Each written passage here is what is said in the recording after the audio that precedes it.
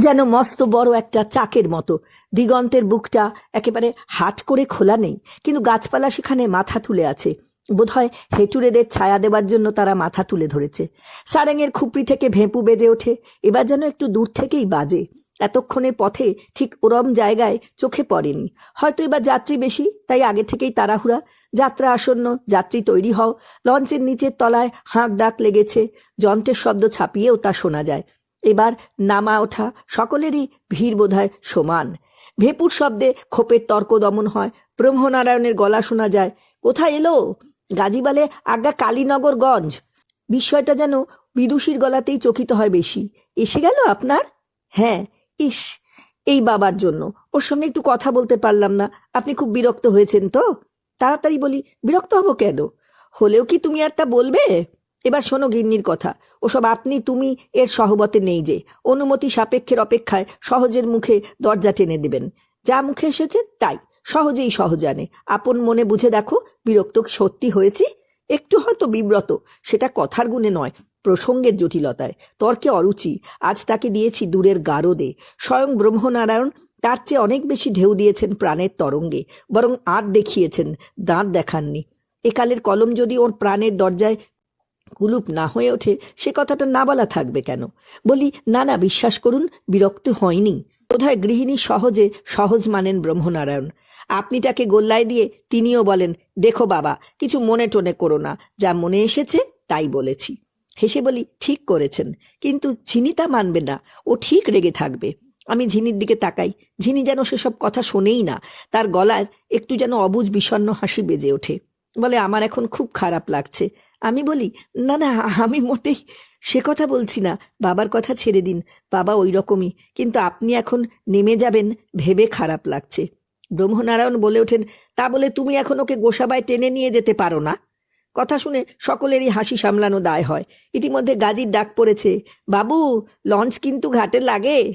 ততক্ষণে ঝিনির ব্যাগ খুলেছে, হাতে উঠেছে কাগজ কলম। বলে, নাম ঠিকানা লিখে দিন, চিঠি দিলে জবাব দেবেন। এখন আর মন দোবনার সময় নেই, লিখে দিই, যদিও জানি কোনো প্রতিজ্ঞা নেই। তবু বিদুষীর কাজল কালো চোখের ঔৎসুক্যে একবার মনে হয়, গোসাবা কত দূর, অকুলে নাকি? তবে তাই বা ভাসি কেমন করে? অকুলের মাঝে আমি নই। হাত তুলে নমস্কার করি, বলি, চলি। ব্রহ্মনারায়ণ বলে ওঠেন, নামছো নামো, তবে আজ যদি ফিরতে না পারো, তবে কাল আবার আমাদের সঙ্গেই ফিরতে হবে। হেসে খোপের বাইরে যাই। ব্রহ্মনারায়ণ পত্নীর দিকে তাকিয়ে আর একবার শিশু হতে ইচ্ছে করে।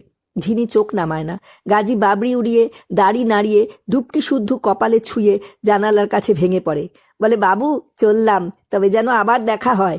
চলি গো মা ঠাকরুন, দিদিকে বলে রাখি, আবার যেন আপনাকে গান শোনাতে পাই। ওহে ফকির না গাজী, শোনো। ব্রহ্মনারায়ণ ডাকেন। পকেট থেকে একটি সিকি বের করে বলেন, আমারটাই বা আর বাকি থাকে কেন? গান যখন ভালোই লেগেছে। মুর্শেদের নামে গাজী একেবারে জানালায় কপাল ঠোকে। মুখে তার কথা সরে না আর। মায়ে মেয়েতে হাসে, আর আমি যেন হঠাৎ এক সিকিতেই ব্রহ্মনারায়ণের 16 আনা দেখতে পেলাম। নামতে নামতে ভাবি, মানুষ চেনার বড়াই যেন কখনো না করি।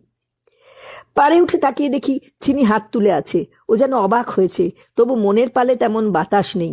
কি যেন বলে ঠোঁট নাড়ে। গাজী ডুবকিটা তুলে হাঁক দেয়, দিদি, আবার যেন দেখা পাই। লক্ষ্য পড়ে সারেং তার মাথার উপরে সুতো টেনে ঘন্টা বাজিয়ে ইশারা দেয়। নিচে যন্ত্র আরো জোরে ঝেঁঝে ওঠে। এ ঘাটে যাত্রী খালাস শেষ। খালাসি কাছি ধরে পাটাতন টেনে নেয় বাঁধের ওপর থেকে। জল ভটভটিয়া ততক্ষণে পিছনে সরে বাঁক নিতে আরম্ভ করেছে। তারপরে যেন হাঁক দিয়ে ভেসে যেতে থাকে দূরে, দক্ষিণে মাছদরিয়া ধরে। পিছনে তার ফুলে ওঠা জলের ঢেউয়ের রেশ রেখে যায়। এখন আমরা ঠেকি দিগন্তের এক হাতায়। এবার ক্ষোভ চলে যায় দিগন্তে। সেখানে একটি ছাপা শাড়ির আঁচল ওড়ে বাতাসে। বলবো না দাঁড়িয়ে আছি সহবতে, জানি পথের দেখা পথেই শেষ, তবু সুজনকে দাঁড়িয়ে থেকে বিদায় দিতে হয়। গান চলে যায় স্রোতের টানে। মন, তুমি এক ঘাট, সেখানে অনেক যাত্রী ঠাঁই করে, চলে যায়, তুমি থাকো নিরন্তরে। তোমার আজকের হিসাব কালকে মেলে না, কালকের হিসাব তারপরেতে নেই। কাল ধুয়ে যায় কালান্তরের চলন্তায়, আজকের হিসাব আজকে। কি করে যে নীল রোদে, নদীর অকুলে, পাখির জটলায়, গাছগাছালিতে আর আকাশ সবটুকুকে টলটলিয়ে দিয়েছে, এমন বলো না। কোথায় যাও, কেন যাও? তোমার সেই নামহীন অচিনের খোঁজে। খোপে যাত্রীরা দিয়েছেন অনেক ঝলক, অতএব প্রসন্নতার জন্য কৃতজ্ঞ হও। বলো, সেই ভালো, ভালো মানি। কিন্তু বেদরা গাজিটার গুনগুনানি শোনো। ও সে না জানে কি কুহক জানে, অলক্ষে মন চুরি করে, কুলমান সব গেল হে, তবু না পেলাম তারে, প্রেমের ছিটা নাই আমার অন্তরে। এ গান কাজী কাকে শোনায়, কার উদ্দেশ্যে? ফিরে তাকাই তার দিকে, দেখি কালো চোখের আশি, নজর দূর দরিয়ার বাঁকে, যেখানে জল ভটভরিয়া বিন্দু হয়ে ভেসে যায়। শব্দটিও নেই আর। আমার কর্ণমূলে যে লাজে লাজানো হয় তা নয়, ইচ্ছে করে মুর্শেদের নামে লোকটাকে ধমক দিয়ে থামাই, কিন্তু নামের মজদুর আমার দিকে ফিরে হাসে, হাতের মুঠিটা খুলে ধরে। দেখি তার মাটির মতো কালো কর্কশ হাতর চেটায় একটা সিকি ঝকঝক করে, ব্রহ্মনারায়ণের দেওয়া সিকি, এখনো হাতে, ঝোলায় ওঠেনি। গাজী বলে, কোনখান দিয়ে কি গলে তা বলা কওয়া যায় না। দেখেন দিনি, বুড়া বাবু কেমন ঝকর মকর করে, আর আমি বলি কি না, যে জন প্রেমের ভাব জানে না, তার সঙ্গে কিসের আলোচনা। কি গুনাহ দেখেন দিনি, মুর্শেদের 5,000 পয়জার পড়ুক আমার পিঠে। এবার তোমার লাজ। আসলে অলক্ষে মন চুরি গিয়েছে গাজীর। চোর হলেন ব্রহ্মনারায়ণ চক্রবর্তী। তুমি মনের শিল পরিশীল দেখো, অথচ তোমার মনে দেখা যে 1 সিকিতে 16 আনা, তা গাজীর প্রাণেতেও বেজেছে। শেষের দান সিকিটি তাই এখনো তার হাতে। তাই সে বলে, আমার যে প্রেমের ছিটা নাই অন্তরে, থাকলে বোধ হয় রূপেতে অরূপ দেখতে ভুল হতো না। আবার শোনো, এবার গলা খুলে গেয়ে ওঠে, ও তার বসত কোথায় না জেনে তাই মরি হায় হায় রে। তা মরগা না, এখন যেতে দেবে তো সর্দিনী? পিছন থেকে কে যেন হাঁক দেয়। তাকিয়ে দেখি চিনি চিনি মনে হয়। হ্যাঁ, এ আর কখনো ভুল হতে পারে? মহাশয়ের পাশে মিলের লাল শাড়ি জড়ানো ঘোমটা টানা মহাশয়াকে দেখলেই গাজীর মাহাতো চাচা আর চাচিকে চিনতে পারা যায়। মাহাতো খুড়ার নিকষ কালো মুখে মাংসের কিছু বাড়াবাড়ি, তবে খসখসে নয়, শক্তপোক্ত। কোকিলের চাহনির রকম জানা নেই, কিন্তু কোকিলের চোখ তুলে এনে যেন খুড়ার চোখে লাগানো হয়েছে, এত লাল। সেই অনুযায়ী মোটা ঠোঁট দুটিরও কথা বলতে হবে।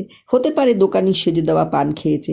পাশে পাশে খুড়ির চোখের নজর ছিল যে, সেই চোখের অনুরাগেই খুড়ার মোটা ঠোঁট দুখানি বেশ রাঙানো, সুতি কোটের ওপর একখানি পশমি আলোয়ান কোমরে বের দিয়ে জড়ানো, তবে কিনা হাতে কোনো সুটকেস নেই, প্লাস্টিকের শহুরে ঝোলা। মাথার চুলের কথা আর বলো না, কদিন চিরুনি দেখেনি কেউ জানে না। গলায় আছে হাঁক, কিন্তু লাল ছোপানো দাঁতে একেবারে বগবগে হাসি। হাঁক দেবারই কথা। বাঁধের ওপর দিয়ে রাস্তা, একা মানুষ চলতে পারে, দুজনের পাশাপাশি যাওয়া চলে না, পথ দিতে হবে। গাজী ফিরে বলে, কে, মাহাতো চাচা নাকি? বলতে বলতে সে বাঁধের ঢালুতে নেমে দাঁড়ায়। আমিও তার পাশে যাই। মাহাতো বলে, আর কে? বলে, পিছন ফিরে ডাক দেয়, এইসো। খুড়ির মুখে এখন বিড়ি নেই, ঘোমটাখানিও তেমন মুখ জুড়ে ঝাঁপ ফেলে রাখেনি। অপযশ আগে করিনি, এখনো করব না। বিড়ি খাওয়া হোক আর যাই হোক, মুখখানিতে এখনো ঢলো ঢলো ভাবের বেশ আত্মীয়তা রয়েছে। আটপৌরে ধরনের পরা শাড়িখানিতে আরও বোঝা যায়। মধ্য ঋতু আশ্বিনের শরীরে জলের টান যত, গহীন তত। বরং বলি, মুখের চেয়ে যেন শরীরখানি আরও কাঁচা। হাসলে বুঝি মাহাতো বউয়ের মান যায় এই হাট বাজারের কাছে। তবু মামুদ গাজীর দিকে তাকিয়ে চাচির কপালে টিপ কেঁপে যায়, চোখ হেনে যায় চোরা হাসির ঝিলিক। গাজীর পাশের ভিনদেশিতে তেমন লজ্জা জড়ানো ভাব নয়, তবে দেখতে হলে আর চোখেই দেখতে হয়, মুখের কৌতূহল প্রকাশ করতে নাই। গাজী ডেকে বলে, চাচা কি এখন সেই ভোলাখালি চললে নাকি গো? মাহাতো বলল, না, লারানের ঘরে একটু বইসে যাব। কথার ভাবে মনে হয় খুড়ার চলা থামবে না, কিন্তু হঠাৎ দাঁড়িয়ে পিছন ফিরে বলে, বাবুটা কে? গাজী আমার দিকে চেয়ে হাসে, বলে, পথে পেয়েছি বাবু, বেড়াতে এসেছেন। মাহাতোর লাল টকটকে চোখের মণি দুটোও লাল মনে হলো। বাবুর দিকে ক্ষণেক চেয়ে হাসতে গিয়ে কাশে, বলে, এই বাদার বাজারে বেড়াতি? কি বলে দেখো। হাসতে হাসতেই এগিয়ে যায়। আবার খুড়ি আর একবার পিছন ফিরে দেখে নেয়। হাতে পায়ে ভদ্রলোক, আবার এমন জায়গাতেও বেড়াতে আসে। বাঁধের নিচেই ঘর, ঘরের পর ঘর, তবে বাঁধের এদিক হলো হাটের পিছন দিক। বেচা কেনার দোকানদারি সব সামনের দিকে, তবে জলপথে আসা যাওয়ার রাস্তা এদিকেই। কালীনগর নগর বটে, গাড়ি ঘোড়ার খোঁজ করো না। নদী, খাল, বিল, নয়াঞ্জলি, তার উপর দিয়ে চলাফেরা। ঘাটে মেলাই নৌকো, 1 থেকে 10 মাল্লাই, যেমন নৌকাই খোঁজো। যন্ত্র বিকল কিনা কে জানে। উত্তরের সীমায় গোটা 2 লঞ্চ নোঙর করে রয়েছে। তার থেকে একটু দূরে নৌকা এপার ওপার যাওয়া আসা করে, বোধহয় খেয়া ঘাট। ঘাট বরাবর ওপারেরও বাঁধের ধারে ধারে গায়ে গায়ে ঘর। একটা রাস্তার ইশারা পাওয়া যায় ঘরের সারির পিছনে, কিন্তু দেখা যায় না। ইশারা পাওয়া যায় লোক যাতায়াত দেখে। ওদিকে আবার এক সোজা রাস্তা চোখে পড়ে। ঘাট থেকে উঠে পুবের মাঠ মাথাতে সিথি সোজা চলে গেছে। কি মনে হয় এই তো বুঝি কাছে, কিন্তু দূর বোঝা যায়। একটা গ্রামের মাথার উপর দিয়ে যখন দূরান্তরের রাস্তাটা চোখে পড়ে, যেদিকে চাও নজর কোথাও ঠেক খায় না। এখানে ভূমি সমুদ্র। মাঠের বুকে যে গ্রামখানি রোদে পিঠ দিয়ে পড়ে আছে, তার মাথার উপর ধোঁয়ার রেশ।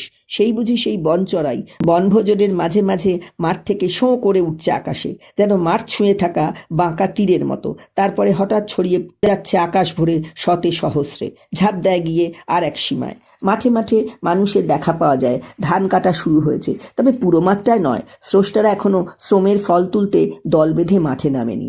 ফুলের গন্ধে ভোমরা পাগল, ধানের গন্ধে মানুষ। ঘ্রাণে ঘ্রাণে গন্ধ রক্তে রক্তে চোঁয়ায়, প্রাণে যেন নেশা ধরে যায়। ভেঙে চুরে ব্যাখ্যা করি তেমন কথা খুঁজে পাই না, কিন্তু দিকে দিকেতে দেখে মনে হয় কি এক উৎসব যেন আসন্ন। হাটের ঘাটে মাঝি মাল্লাদের হাটের দিনের হাঁক ডাক ছোটাছুটি ব্যস্ততা নেই বটে, আস্তে আস্তে ভিড় করছে সবাই। অল্প স্বল্প ব্যস্ততা, অল্প স্বল্প মাল বোঝাই খালাস চলছে। ভাটার পলিপাকে হাঁটুর ওপর অব্দি ডুবিয়ে ওঠানামা চলেছে। একে দধি করদম বলা যাবে না, ক্ষীর করদম মালুম দেয়। আমরা যেখানে দাঁড়িয়ে সেখানে পায়ের নিচে জলের ধারে গেমো জঙ্গলের ভিড়। এখনো অনেক গেমো কোমর ডুবিয়ে আছে জলে, অনেকের গা থেকে জল নেমে গিয়েছে। পলিপাকে পাখিরও দলটাও ছোট নয়। হাটে রোজের ভোজ, মানুষকে তাদের ভয় নেই। দেখো কেমন নির্ভয়ে ভোজ নিয়ে ব্যস্ত। একটু ওদিকেই যে নৌকা যাতায়াত করে, মাঝিরা ওঠানামা করে, বাঁধের ওপর দিয়ে মানুষ চলাচল করে, সেদিকে যেন একটুও রেয়াত নেই।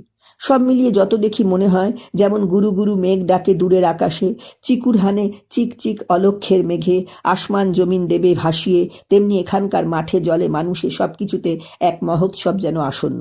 একটা পাগলা হাসি, খুশির ডাক যেন কোথায় এখনো ঠেক খেয়ে আছে, ফাটবে ধারায় ধারায়। কেন এমন মনে হয় আমার মন বোঝে না। যখন সে আপনাতে আপনি দেখে, তার হাল হদিশ পাই না। কেবল হাসতে গিয়ে কোথায় যেন একটা জলের ধারা ছলছলায়। ভাবি সে উৎসবে আমার অংশ থাকবে না, আর যে উৎসবে আমি নেই, কেন সেই উৎসবেই আমার সকল খোঁজার পরম যাবে ফিরে।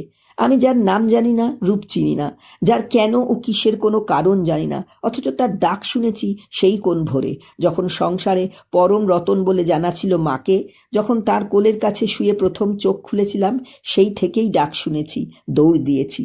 কে ডাকে, কে ডেকে যায়? চোখ জোড়া রূপের ঘরে এই কালীনগরের বাঁধের বুকে দাঁড়িয়ে থাকার মতোই দাঁড়িয়েছি গিয়ে। মনে হয়েছে কে যেন লুকোচুরির টুক দিয়ে যায় দূর দূরান্তরের অন্য কোনোখানে। আর প্রাণটাকে যদি বলো খেলার বুড়ি, তবে তাকে আগলে রেখে কেবল ছুটেছি সেই টুকের পিছনে, যদিও তার হদিশ দূর। ডাকের কথাটিও বুঝিনি। মন গুনে কি ধন দেখো, সংসারেতে যত উৎসব, সবখানে আমার খুঁজে ফেরা ফেরে। একা পারি না শতেক হতে, অথচ যেন শতখানে সে আমার থাকে অধরায়। ওই যে সেই বলে না, ও ভোলার মন ত্রিবেণীতে বান ডেকেছে, ডুব দিগে যা তরাতে, সেই গোত্র। ডাকার খবর আসে, গিয়ে দেখো বানের কোটাল কেটে তখন ভাটার জল নামে। গাজীর গলায় চুপি চুপি শোনা যায়, বাবু। ফিরে তাকাই, চোখ ফেরে মন গিয়েছে কোথায়, দেখি গাজীর দাড়ির ভাঁজে হাসি, আরশি চোখে ধনদের ঝিকিমিকি। বলে, কেমন বোঝেন বাবু? মতলব দিয়ে যে নিয়ে এলো গাজী, এখন তা ভালো কি মন্দ বোঝো। গাজী তার চাল দিয়েছে, এবার তোমার দাম দাও। আবার মনের উদয় কালীনগরে, আবার দেখি দিগন্তে নতুন ভাবনা আসে। এই যে এক আসন্ন উৎসবের স্বপ্ন দেখছিলাম, এই প্রকৃতি আর মানুষ দেখে তার মধ্যে কোথায় যেন একটা নতুন ধরন লাগে। এ শুধুই যেন সুন্দরী নয়, আরও কিছু। এ যেন তেমন করে নিজেকে সাজায়নি, আপনাকে একেবারে উদাস করে ছড়িয়ে মেলে ধরে আছে। প্রকৃতি যে অরণ্যে সাজে যেন লাজে ঢাকে তা নয়। এ মেয়ে নীলাজ বড়, আকাশকে ডাক দিয়ে সব হাট করে খুলে বসে আছে। জিজ্ঞেস করি, এখানে গাছপালা নেই? চারিদিক যেন কেমন খাঁ খাঁ করে। গাজী বলে হেসে, ইনি যে এখন সোনা ফালান বাবু, গাছের জায়গাই তো ছিল। যেখানে দাঁড়িয়ে আছেন, এখানে সেই শিরিনেও সুন্দরীর জঙ্গল ছিল, গরানের বন ছিল। দক্ষিণ রায়ের বাহন মশাইরা ঘোরাফেরা করতেন। বন কেটে আবাদ হয়েছে, এর নাম বাদা। সুন্দরবনের কথা বলে গাজী, যে বনতে সুন্দরী গাছ ছিল তার নাম সুন্দরবন। অনেক গাছের নাম শুনেছ, শাল, পিয়াল, সেগুন, কিন্তু মুগ্ধ চিত্তে বলে ওঠা এমন নাম শোনোনি। নাম খুঁজতে হয়নি, চোখ ভরে যাওয়া, মন ভুলে যাওয়া মন বলেছিল এ গাছ সুন্দরী। কিন্তু এই সিদিনেও বলে কেন গাজী? কদিনের কথা জিজ্ঞেস করি, এই সিদিনে মানে কতদিন আগে? গাজী দাড়ি মুঠো করে ধরে বলে, তা ধরেন গিয়া 100-150 বছর হবে। যেন 1-1.5 বছর আগে কথা বলে। গাজীর বাবরিতে কালোর ঝলক, দাড়িতেও তাই। 2-4 গাছি যা একটু সাদা দেখা যায়, কালোর ভিড়ে নজর পড়ে না। না, চুল দেখে বয়স বলবো না, এমনকি এই বাদাতে চৈত্র মাঠের মতো মুখখানিতে যে এত ফুটফাট, তা দিয়েও হিসাব হয় না। এসবই তো ঘাটে বাটের রোদ জল বাতাসের দান। একে 150 কেন, 800 বছরের মানুষ বলেও মানতে পারি না। তবে সে ব্যাখ্যা চাইতে যেও না। মন বুঝে দেখো, গাজী হিসাবে ভুল করেনি। আজ না হয় তার পথে পথে মুর্শেদের নামের মজদুরি তার বাপ পিতামহ ছিল, তাদের কাছে শোনা কথা সে শোনায় আমাকে। এ ধরিত্রী নবীনা, এ ধরিত্রী আদিবাসিনী, এখনো আঁচল ঢাকতে শেখেনি। বিশাল মহিরুহের সভ্যতা এখনো তাকে সাজ পরাতে আসেনি। এমনকি এই নিচের দেশে, এই যে দেখতে দেখতে এলে নারকেল সুপারির মাথা দোলানো, এখানে তার চিহ্নও কম। এ আর এক রূপ, রূপেতে যার নেশা সে এই রূপেতেও মজে। নিরখিয়া তো এলে জনমভোর, চোখের কপাট বন্ধ তো হয়নি। সে বারে বারে নতুন নতুন দেখে, তবু তৃষ্ণা মেটেনি। দূরের মাঠে চোখ রেখে বলি, এমন কোথাও দেখিনি।